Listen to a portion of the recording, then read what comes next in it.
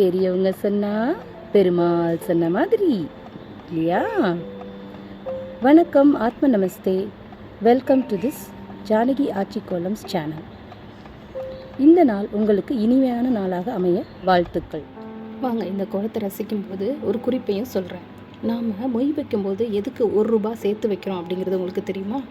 அதில் ஒரு காரணம் இருக்குது. அந்த காலத்தில் மொய் செய்கிறது வெள்ளியாவோ இல்லை தங்கமாவோ நாணயமாக தான் செஞ்சிட்ருந்தாங்க. அதாவது உலோகத்தில் ஆன ஒரு பொருளை தான் செஞ்சிட்ருந்தாங்க.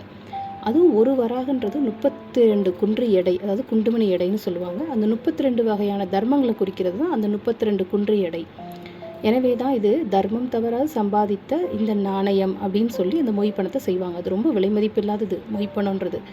இப்போ மொய் பணத்தை உலகத்தில் செய்ய முடியாது. ஏன்னா பணம் நோட்டுத்தாளாக மாறிடுச்சு.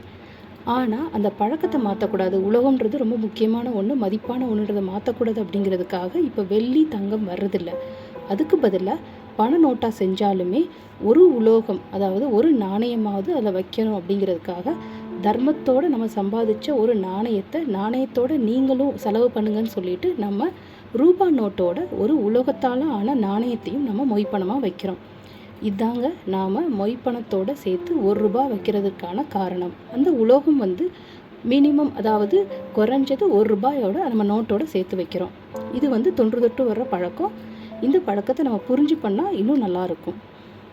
இந்த பதிவு உங்களுக்கு பிடிச்சிருந்தா மறக்காமல் இந்த சேனலை சப்ஸ்கிரைப் பண்ணுங்கள், ஷேர் பண்ணுங்கள், லைக் பண்ணுங்கள்.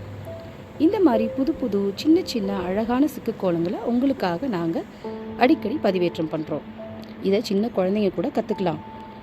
நம்ம பழம்பெருமையான, அதாவது நம்ம முதியோர்களோட எல்லா திறமைகளையும் நாம் தெரிஞ்சுக்கிறது நமக்கு பின்னால் ரொம்ப அவசியமாக இருக்குது. அதை இந்த சேனல் ஊக்குவிக்குது. வணக்கம், வாழ்க வளமுடன்.